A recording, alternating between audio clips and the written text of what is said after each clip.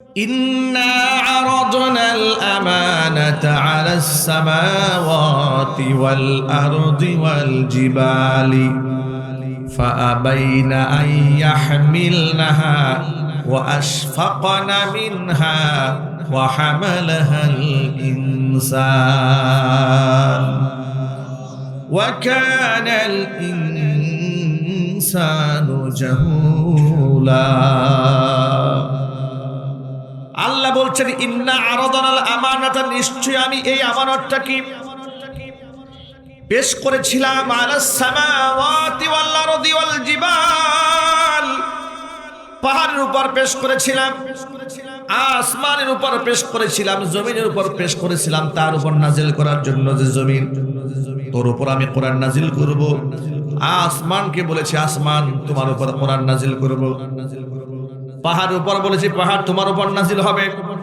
ফাআবাইনা আইয়াহমিলনাহা, আমার কালামের ওজন বরদাস্ত করতে অস্বীকার করেছে পাহাড়, অস্বীকার করেছে জমিন, অস্বীকার করেছে আসমান। ওই এত ওজনদার কিতাব মানুষ বহন করেছে।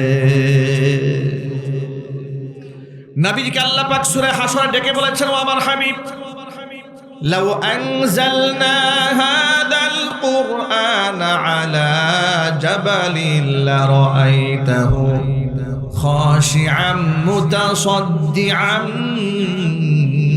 মিন খাশিয়াতিল্লাহ। যদি আমি কোরআনকে নাজিল করতাম পাহাড়ের উপরে, আপনি দেখতে পেতেন পাহাড় আমার কোরআনের ভার বরদাস্ত করতে না পেরে আমি আল্লাহর ভয়ে পাহাড় চূর্ণ বিচূর্ণ হয়ে যেত। এত ওজনদার একটা কিতাব আল্লাহ পাক আমাদেরকে দান করেছেন। জোরে করেন সুবহানাল্লাহ। আমার যুবক ভাইরা, মা বোনেরা, মূল কথায় ফিরে আসি। কোরআন হচ্ছে গোটা পৃথিবীর মধ্যে এমন একটা ধর্মীয় কিতাব, যে কিতাবের শুরুতে আল্লাহ পাক বলেছেন যালিকাল কিতাবু লা রাইবা ফীহি। এটা এমন একটা কিতাব যার মধ্যে সন্দেহের কোনো অবকাশ নাই। এখানে যেমন ওয়াজ নসিহত আছে, মানুষের আত্মা পরিষ্কারের প্রতিষেধক যেমন কোরআন সুন্নাহর মধ্যে আছে, রাষ্ট্র কিভাবে পরিচালনা করবেন তার প্রতিষেধক দেওয়া আছে। স্বামী স্ত্রীর সম্পর্ক দূরত্ব তৈরি হয়ে গেল, সমাধান করবেন কোন সূত্রে, তার সমাধান কোরআনে আছে। এমনকি বাবা মা, এই পৃথিবীতে আল্লাহ এবং তার রাসূলের পরে সবচেয়ে শ্রদ্ধার জায়গা বাবা মা, তার সাথে আচরণটা কেমন হবে এটাও কোরআনে লেখা আছে। কোন পথে টাকা আয় করবেন লেখা আছে কোরআনে, কোন পথে টাকা ব্যয় করবেন তাও লেখা আছে কোরআনে। কোনটা জায়েজ কোনটা না জায়েজ, কোনটা হালাল কোনটা হারাম, সব আল্লাহ পাক বলে দিয়েছেন। আল্লাহ পাক বলেছেন ওয়া আলাল্লাহি কাসদুস সাবিলি ওয়া মিনহা জাইর। অসংখ্য বাঁকা পথের মধ্যে কোনটা সঠিক পথ, সেই পথ দায়িত্ব আমি নিজ হাতে গ্রহণ করে বান্দাকে দেখিয়েছি, দিয়েছি। যেরকম সুবহানাল্লাহ। বিশ্বনবী, দুজাহানের বাদশা, ইমামুল মুরসালিন, রাহমাতুল লিল আলামিন, খাতামুল আম্বিয়া, নবিয়ুনা মুহাম্মদ রাসূলুল্লাহ সাল্লাল্লাহু আলাইহি ওয়াসাল্লাম কোরআন সম্পর্কে বলেন ইন্না হাদাল কুরআনা সাবাবুন, নিশ্চয় কোরআন হচ্ছে এমন একটা রশি, তারফুহু বিআইদিল্লাহ ওয়া তারফুহু বিআইদিকুম। এই রশির এক মাথা বান্দা তোমাদের হাতে, এই রশির আরেক প্রান্তের মাথা স্বয়ং আল্লাহর হাতে। লাং তাদিল্লু, কশিন কালেও তোমাদের পদস্খলন হবে না। ওয়ালাং তাহলিক, তোমরা ধ্বংসপ্রাপ্ত হবে না। বাদাহু আবাদা, কোরআনকে যদি তোমরা মজবুতভাবে ধরে রাখতে পারো, কোরআনকে যদি জীবনের অবলম্বন বানাতে পারো, সত্য পথ থেকে তোমাদের পা পিছলে যাবে না, ধ্বংসপ্রাপ্ত তোমরা হবে না। সংখ্যায় যদি তোমরা কম হও, তোমাদের পরাজিত হওয়ার কোনো আশঙ্কায় থাকবে না। বিজয় মালা তোমাদের হাতেই, তোমাদের গলায় থাকবে। সত্য হচ্ছে কোরআন এবং সুন্নাহর আদর্শের ক্ষেত্রে কোনো কম্প্রোমাইজিং এ যাওয়া যাবে না। ভাইরা আমার, এই যে আমাদের পার্শ্ববর্তী দেশের শত্রু রাষ্ট্র কথায় কথায় আমাদেরকে বলে আমাদের দেশে নাকি সেরা সৈন্য কম আছে, 1,00,000 সৈন্য আছে, এই ধরনের কথা বলে বলে এদেশের মুসলমানদের শক্তি নিয়ে তামাশা করে। কথা বলেন।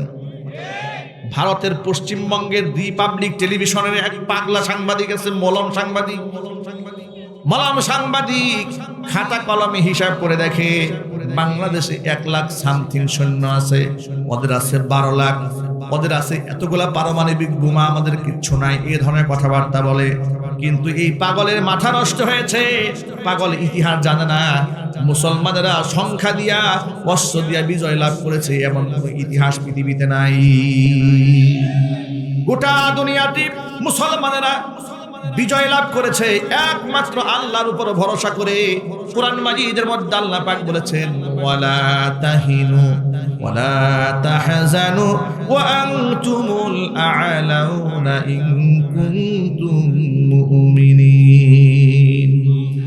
ব্যথিত হবে না, চিন্তার কোনো কারণ নাই, অবশ্যই তোমাদের বিজয় হবে। কন্ডিশন একটা আছে, কন্ডিশন হচ্ছে ইন কুনতুম মুমিনিন, যদি তোমরা ঈমানদার থাকতে পারো। ঈমানের শক্তি হচ্ছে সবচেয়ে বড় শক্তি। অস্ত্রের শক্তি মূল শক্তি নয়, অস্ত্রের প্রয়োজন আছে, অস্ত্রের প্রয়োজন নাই সেটা বলি না। কোরআন মাজিদ আল্লাহ রাব্বুল আলামিন সূরা আনফালে অস্ত্রের প্রস্তুতি নিয়ে থাকার জন্য নির্দেশ প্রদান করেছেন।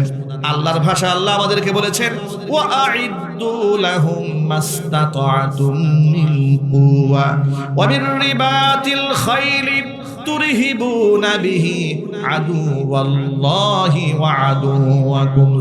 সুবহানাল্লাহ।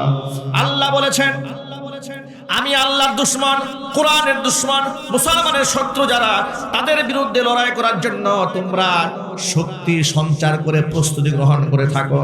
কি নিয়ে শক্তি সঞ্চার করবা? জিহাদের সমস্ত সরঞ্জাম তোমাদের সংগ্রহ করতে হবে।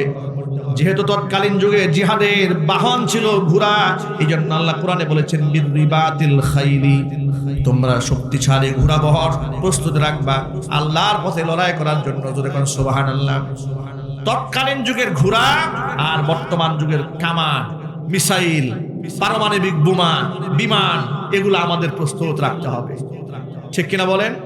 কিন্তু এগুলা আমাদের ভরসার জায়গা নয়, এগুলো আমাদের জিহাদ করার মাধ্যম।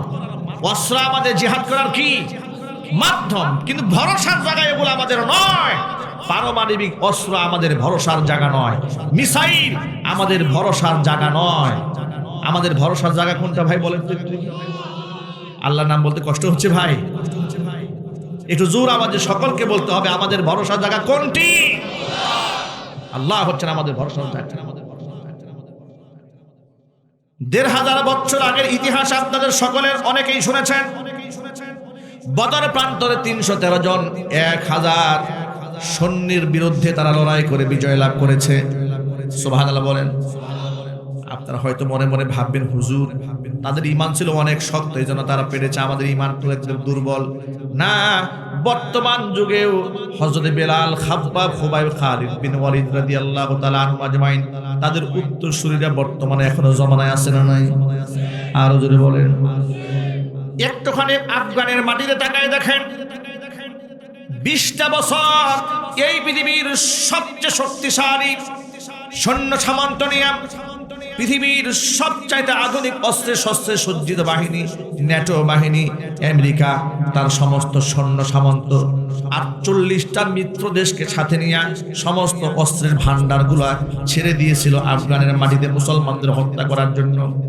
20 বছরে 70,000 তালেবানকে তারা শহীদ করে দিয়েছে। কিন্তু তালেবানরা আল্লাহর উপর এতটা বিশ্বাস, ধৈর্য, সবর আর এতটাই ঈমানি বলে তারা ছিলেন। আপনারা তালেবানদের চেহারার দিকে তাকায় দেখবেন, তালেবানদের চেহারা আর আমল দেখলে সাহাবায়ে কেরামের আমলের প্রতিচ্ছবি খুঁজে পাওয়া যায়। যেদিন তারা স্টেটগুলো দখল করতেছিলেন, পত্রিকায় আপনারা দেখেছেন, সংবাদ মাধ্যমে দেখেছেন, একজন মুজাহিদ তালেবান 2 পায়ে 2টা স্যান্ডেল পরা, হাতের মধ্যে সামান্য একটা অস্ত্র নেওয়া, 5 জন মানুষ মিলে গোটা একটা স্টেট দখল করে ফেলেছে। জোরে বলেন সুবহানাল্লাহ। আল্লাহর কসম, পৃথিবীর ইতিহাস বলেছে মুসলমান কোন জায়গা দিয়া অস্ত্র দিয়ে বিজয় লাভ করতে পারে নাই। যদি শুধুমাত্র অস্ত্র আর বন্দুক দিয়ে আর সমস্ত সৈন্য সামন্ত দিয়েই যদি যুদ্ধের ময়দানে বিজয় লাভ করার ইতিহাস থাকতো, আফগানের মাটিতে কিয়ামত পর্যন্ত তালেবানরা ক্ষমতায় আসতে পারতো না। ঠিক কিনা বলেন? পারতো কোনোদিন? পারতো না। ভরসা ছিল কার উপরে? আল্লাহর উপরে। আফগানে যখন তালেবানরা ক্ষমতা আসে, আমাদের বাংলাদেশের হলুদ সাংবাদিকরা পত্রিকায় কি লিখেছিল জানেন? মোল্লারা ক্ষমতায় আসছে, দেশটা এবার শেষ হয়ে যাবে। খুব সুন্দর করে শোনেন, মোল্লারা ক্ষমতায় এসেছে, দেশটা একবারে শেষ হয়ে যাবে। আরেকদিন পত্রিকা হেডলাইন লিখেছে, আমার পত্রিকার নামটা মনে নাই, যে আফগান তার সোনালী অতীত হারিয়ে ফেলেছে। কেন? পত্রিকার পাতা খুলে দেখি সেখানে ইতিহাস লিখেছে। সোনালী অতীত এই জন্য হারিয়েছে, আগে মেয়েরা পশ্চিমাদের পোশাকে রাস্তায় ওপেনে ঘুরতে পারত, তালিবান সরকার আসার পরে বুরকা বাধ্যতামূলক করে দিয়েছে। এখন বলে সোনালী অতীত নাকি হারাই ফেলছে। আবার লিখেছে যে আফগানে নারী স্বাধীনতাকে ধ্বংস করা হয়েছে। কেন? পার্লার গুলাকে নিষিদ্ধ করা হয়েছে। আফগানিস্তানে পুরুষের নারীকে বাধ্যতামূলক করা হয়েছে। এমনকি সেই দেশে জেনা ব্যভিচার করলে কোরআনের যে আইন আছে, অবিবাহিত হলে 100 দুর্রা, আর যদি বিবাহিত হয় তাহলে মৃত্যুদণ্ড। এটা রাষ্ট্রীয়ভাবে আইন অলরেডি বাস্তবায়ন করা হয়ে গেছে। আলহামদুলিল্লাহ বলেন, একটু জোরে করেন আলহামদুলিল্লাহ। আচ্ছা, এই ধরনের কথা শুনলে খারাপ লাগে না ভালো লাগে? আরো জোরে বলেন। আমি মুসলমান হিসেবে যদিও আমার দেশে এই আইনটা নাই, কিন্তু পৃথিবীর কোনো একটা অংশ যদি এই কোরআনে কারিমের কোনো একটা আইন বাস্তবায়িত হয়, এটাতে কি পরিমাণ আনন্দ লাগে, অন্তরে তৃপ্তি আসে। আর আমরা তখন থেকে স্বপ্ন দেখা শুরু করি, ইনশাআল্লাহ এই দেশেও একদিন কোরআনে কারিমের রাজ কায়েম হবে। ইনশাআল্লাহ সবাই ভালো করে বলতেও পারেন না। কি সাহস কি নাই ভাই আপনাদের? নাকি জাতি নিয়ে হতাশ হয়ে গেছেন? আমি এখন আর হতাশ হই না, একসময় হতাশ হয়েছিলাম। শোনেন, একটা সময় আমি ভয় পেতাম। কখন? আমি বলি আপনাদেরকে, তাফসীর মাহফিলে গিয়েছি, গিয়ে দেখেছি প্যান্ডেলে ঢুকবো, ঢুকার আগে যে রাস্তা দিয়ে এসেছি, ব্রিজের মধ্যে কালভার্টে বসে বসে বাচ্চারা টিকটক দেখে, গেমস খেলে, আবার সেখানে পাবজি গেমস খেলে চিৎকার করে জোরে জোরে বলে মার মার মার মার, ধর ধর ধর ধর। আছে না নাই? এগুলো যখন দেখতাম, আর এমন অসুস্থ জাতি, টিকটকার জাতি দেখে হতাশ হয়ে যেতাম। আর মনে মনে ভাবতাম, আর এই জাতির মধ্যে আর খালিদ বিন ওয়ালিদ রাদিয়াল্লাহু তাআলা আনহুর মতো যোগ্য উত্তরসূরি হয়তো হবে না, যারা স্বাধীনতার পতাকা বহন করবে। এরকম সন্তান বোধহয় দেশে আর হবে না। চোর, বাটপার, জেনাকার, লম্পট গুলা যখন মুসের তেল দিয়ে দেশে ঘুরে বেড়াইতো, হকপন্থী আলেমদেরকে মিথ্যা মামলা দিয়ে জেলখানায় ঢুকিয়ে, পায়ের মধ্যে ডান্ডা বিড়ি পরিয়ে, হাতের মধ্যে লোহার হ্যান্ডকাপ পরিয়ে, কোমরের মধ্যে গরুর রশি দিয়ে বেঁধে বেঁধে আদালতে যখন হাজির করা হতো, দৃশ্যগুলো দেখে বড় হতাশ হয়ে যেতাম। আহারে, পৃথিবীর দ্বিতীয় বৃহত্তর মুসলিম দেশ এটা, কোন হিন্দু ধর্মগুরু মামলা খায় না, খ্রিস্টান ধর্মযাজক জেলে যেতে হয় না, ইহুদি জেলে যেতে হয় না, বৌদ্ধ জেলে যেতে হয় না। মুসলমানের দেশে মুসলিম আলেমরা ডজনে ডজনে জেলখানায় বন্দী করে দেওয়া হয়। বছরের পর বছর বিনা জামিনে এদেরকে ফাঁসির দণ্ডে দণ্ডিত আসামির সাথে নিরপরাধ মানুষগুলাকে আটকায় রাখা হয়। দৃশ্য দেখে বড় খারাপ লাগতো। মনে মনে ভাবতাম, রুখে দাঁড়াবার মতো জাতি বোধহয় আর এই দেশে হবে না। কিন্তু আমাদের ধারণা পাল্টিয়ে দিয়েছে জুলাই আগস্ট বিপ্লবের মাধ্যমে। এই দেশের সন্তানেরা, তরুণ প্রজন্মের লোকেরা, বিশ্ববিদ্যালয়ের ছেলেরা যখন জুলাই আগস্টের বিপ্লবের মধ্যে ইমানি চেতনায় স্লোগান দিত, নারায়ে তাকবীর, আল্লাহু আকবার, যে নারায়ে তাকবীর, আল্লাহু আকবার স্লোগান দেওয়া এদেশে অঘোষিতভাবে নিষিদ্ধ ছিল। পুলিশ প্রশাসনের লোকেরা বলতো এটা হচ্ছে নিষিদ্ধ দলের স্লোগান। জোরে কর নাউজুবিল্লাহ। আল্লাহু আকবার স্লোগান অনেক মাহফিলে লোকেরা বলতে চেয়েও বলতে পারে নাই। আমার নিজের দেখা, আমার নিজের মাহফিল নরসিংদীতে, আমার বক্তব্য শোনার পরে লোকেরা আল্লাহু আকবার বলে দাঁড়িয়ে গেছে। চেয়ারম্যান সাহেব স্টেজে বসা লোকদেরকে ধমক দিয়ে বসাই দিয়েছে, এই বসেন, তাকবীর দিবেন না, তাকবীর দিবেন। জয় বাংলা স্লোগান দিয়ে সারা বাংলাদেশের মুসলমানদের কাজ ঝালাপাড়া করে ফেলছে। কথা বলেন কেন? আওয়াজ নাই কেন? কোন বাধা ছিল? আরো জোরে বলেন। আমার ছোট্ট বাচ্চা, পিচ্চি ছেলে, বয়স এখন 6 বছর চলে, তখন বয়স ছিল এই 4 বছর, 5 চলে। একদিন ঘরের মধ্যে বসে কয় জয় বাংলা, জিগবে এবার নৌকা। ভাই বাড়ির সামনে দিয়ে মাইক বাজে তো মুখস্থ হয়ে গেছে। চিন্তা করেছেন, এমন বাজান বাজিয়েছে শিশু বাচ্চারা মুখস্থ করে ফেলেছে। আমার প্রশ্ন হচ্ছে, জয় বাংলা স্লোগান দিয়া কান ঝালাপাড়া করে ফেলতে অসুবিধা হতো না, কিন্তু আল্লাহু আকবার বললে কলিজায় ঘা লাগতো কেন? আল্লাহু আকবার বললে তো কাফেরের মনে কষ্ট লাগার কথা। কথা বলে না, যুবকের কথা বলে না কেন? আল্লাহু আকবার বললে তো কাফেরদের দিলে কষ্ট লাগার কথা, তোমাদের দিলে কষ্ট লাগে কেন? এর দ্বারা প্রমাণ হয় তোমরা আসলে মুসলমানের সন্তান হয়েও তোমরা মুনাফিকের ভূমিকায় আছো। কথা বলেন যুবকরা, ঠিক কিনা বলেন? এই সমস্ত হিজরা মার্কা মুসলমান, মুনাফিক মার্কা মুসলমানের চাইতে হিন্দুস্তানের মাটিতে আমার মুস্কান বোনের ঈমান অনেক শক্তিশালী। নেরি কুকুরের মতো তাকে ঘেরাও দিয়ে দাঁড়িয়েছে গেরুয়া পতাকা ধারণকারী যুবকেরা, জয় শ্রীরাম স্লোগান দিচ্ছে। মেয়েটি একাকী স্কুটার চালিয়ে হাজির হয়েছে, বাঘিনী কন্যা। আল্লাহু আকবার, আল্লাহু আকবার, আল্লাহু আকবার স্লোগান দিয়েছে। হিন্দুস্তানের মাটিতে দাঁড়িয়ে যেখানে তারা মুসলমানদের জবাই করে, যেখানে মুসলমানদের মসজিদ ভেঙে দেয়, মসজিদ ভেঙে মন্দির নির্মাণ করে, যেখানে মুসলমানদের দাড়ি ধরে টেনে জোর করে বলানো হয় জয় শ্রীরাম, বল না হয় কল্লা উড়াই ফেলবো। হোলি উৎসবে মুসলিম নারীদেরকে জোর করে রং মাখিয়ে দেওয়া হয়। এমন ঘটনা হিন্দুস্তানে অ্যাভেলেবল আছে না নাই? আরো জোরে বলতে হবে, আছে না নাই? সেই মাটিতে দাঁড়িয়ে আল্লাহু আকবার স্লোগান দিয়েছে, গোটা পৃথিবীর মুশরিকদের পায়ের নিচের মাটি সরিয়ে দিয়েছে। আমি মনে করি এই দেশের ওই সমস্ত মুনাফিক মার্কা মুসলমান আল্লাহু আকবার বলতে যাদের কষ্ট হয়, ওই সমস্ত মুনাফিকদের চাইতে আল্লাহর কাছে এই নারীর মর্যাদা কত উপরে। আল্লাহু আকবার বলেন। যুবকেরা, আমাদের প্রিয় স্লোগান নারায়ে তাকবীর, আল্লাহু আকবার। একটু জোর আওয়াজে বলতে হবে লিল্লাহি তাকবীর। সকলকে বলতে হবে লিল্লাহি তাকবীর। প্রিয় যুবক ভাইরা আমার, যে কথা বলতে চেয়েছিলাম, মুসলমানেরা কোনোদিন সংখ্যা দিয়ে বিজয় লাভ করার ইতিহাস নাই। মুসলমানরা যত জায়গায় বিজয় লাভ করেছে আল্লাহর উপর ঈমান দিয়ে বিজয় লাভ করেছে। আফগানের মাটিতে 20টা বছর তারা লড়াই করেছে, সংগ্রাম করেছে, রাষ্ট্র কায়েম করেছে। জিনা ব্যভিচারকে রাষ্ট্রীয়ভাবে নিষিদ্ধ করে দিয়েছে। সেখানে বেহায়াপনা করে মহিলা রাস্তায় চলতে পারবে না। জোরে জোরে বলেন সুবহানাল্লাহ। রাষ্ট্রের অর্থনীতি তলানিতে নেমে গিয়েছিল, তারা এখন সবল হয়েছে। আমি তাদের অর্থনীতির অবস্থা দেখে নিজে অবাক হয়ে গেছি। তাদের দেশের মুদ্রা, সেটা আমেরিকার ইউএস ডলারের সাথে তুলনা করলে 100 টাকার উপরে চলে গিয়েছিল ইউএস ডলারের মান।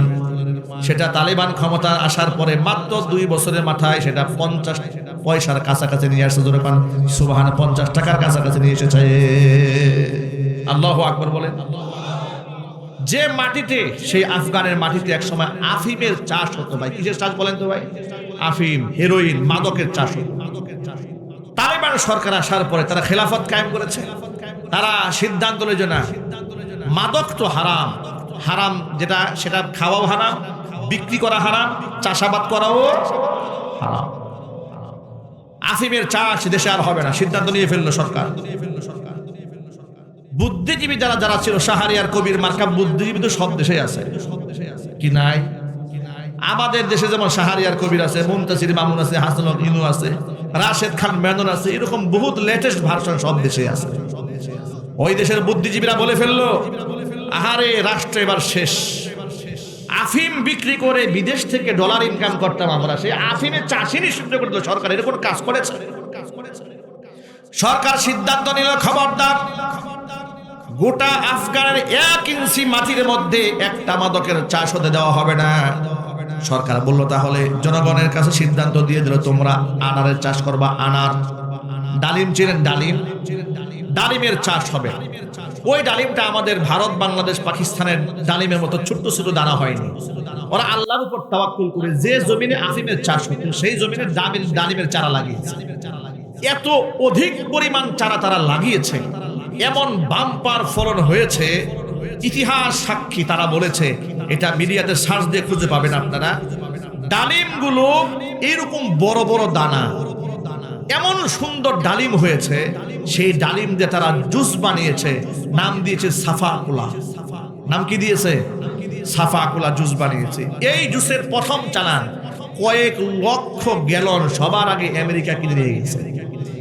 যে আমেরিকা তালিবানকে সারা জীবন সন্ত্রাস বলেছে, গুন্ডা বলেছে, মাস্তান বলেছে, জঙ্গি বলেছে, তারাই তালেবানদের তৈরিকৃত প্রথম চালানটা কিনে নিয়ে গিয়ে ল্যাবে টেস্ট করে দেখে এর চাইতে পিওর, প্রিজারভেটিভ মুক্ত, একেবারে স্যাগারিন মুক্ত, কোনো প্রকার দুর্নীতি ছাড়া এত সুন্দর জুস বিশ্বের কেউ বানাতে পারে। আরো জোরে করেন সুবহানাল্লাহ। তারা কিনে নিয়ে গেল। এখন মধ্যপ্রাচ্যের বিরাট বাজার, ওই যে মাঝখানে ইসরায়েল বয়কটের ডাক যখন গোটা মুসলিম বিশ্ব দিয়েছে, তখন তারা 7 আপ, আরসিকোলা, স্প্রাইট, কোকাকোলা কেনা বন্ধ করে দিল। কিন্তু মধ্যপ্রাচ্যে তো এই সমস্ত আপনার পানীয়গুলো খুব জনপ্রিয়। যারা সৌদি আরবে গিয়েছেন তারা দেখেছেন কি পরিমাণ তারা ড্রিঙ্কস করে, আপনার কুল ড্রিঙ্কস খুব প্রিয় এদের কাছে। এখন সাফাকুলা আসার পরে ওরা কি করলো, কুল ড্রিঙ্ক যখন কোকাকোলা বাদ দিয়ে দিয়েছে, 7 আপ যখন বাদ দিয়ে দিয়েছে, স্প্রাইট যখন বাদ দিয়ে দিয়েছে, এই যে মাঠটা খালি হয়ে গেল, সাফাকুলা এই মাঠটা গিয়ে দখল করে। আল্লাহু আকবার বলবেন না ভাই? প্রশ্ন হলো, একটু খুব ঠান্ডা মাথায় বুঝেন, আল্লাহ এর কোরআনে একটা কথা বলেছেন। আচ্ছা, আল্লাহর একটি কথাও কি মিথ্যা হবে? আল্লাহ রাব্বুল আমিন সূরা রা'দে ঘোষণা করেছেন, ওয়ালাউ আন্না আহলাল কুরা আমানু ওয়াত্তাকাউ লাফাতাহনা আলাইহিম বারাকাতিম মিনাস সামাওয়াতি ওয়াল আরদ। ওয়ালাউ আন্না আহলাল কুরা আমানু, জনপদের লোকেরা যদি ঈমান আনে আমি আল্লাহর উপরে, জনপদের লোকেরা যদি ঈমান আনে, তাকওয়া অবলম্বন করে, তাহলে লাফাতাহনা আলাইহিম বারাকাতিম মিনাস সামাই ওয়াল আরদি, আসমান জমিনে রহমতের দুয়ার তাদের জন্য আমি আল্লাহ উন্মুক্ত করে দেব। যেই জমিনে আফিমের চাষ হয়েছে সেখানে আনারের চাষ হয়েছে, যেই জমিনে তারা ইসলাম কায়েম করেছে ওই জমিনের মধ্যে আল্লাহ রাব্বুল আমিন তাদের জন্য তেলের খনি বের করে দিয়েছেন। ওই জমিনে শুধু তেলের খনি নয়, এখন থেকে না পান্নার খনি পেয়েছে। পান্না এটা ডায়মন্ডের চাইতেও দামি। সুবহানাল্লাহ বলেন। ভারতের সবচেয়ে বড় ধনী ব্যক্তি, উপমহাদেশের সবচেয়ে ধনী ব্যক্তি, পুরা বিশ্বের মধ্যে সেরা ধনীদের একজন মুকেশ আম্বানি। মুকেশ আম্বানি কিছুদিন আগে তার ছেলেকে বিবাহ করিয়েছে। সেই বিবাহ অনুষ্ঠানে গোটা পৃথিবীর সর্বাধিক ধনী ব্যক্তিদেরকে দাওয়াত দিয়েছে। ফেসবুকের মালিককে দাওয়াত দিয়েছে, ইলন মাস্ককে তারা দাওয়াত দিয়েছে, বিল গেটসকে দাওয়াত দিয়েছে। বাংলাদেশ থেকে দাওয়াত পাওয়ার মতো লোক কাউকে তারা খুঁজে পায়নি, যার কারণে মনে হয় দাওয়াতটা দেয় নাই। শুধুমাত্র ইনভাইটেশন পাঠিয়ে ধন্যবাদ দিয়েছিল ডক্টর মোহাম্মদ ইউনূস সাহেবকে। আলহামদুলিল্লাহ বলেন। যে তিনি তো সরকার ছিলেন না, কিন্তু নোবেল বিজয়ী একজন সম্মানিত ব্যক্তি, গোটা ওয়ার্ল্ড ওয়াইজ যার পরিচিতি আছে, সেই জন্য আমি বক্তব্য শুনেছি, নীতা আম্বানি তাকে ওয়েলকাম করেছে, ধন্যবাদ জ্ঞাপন করেছে।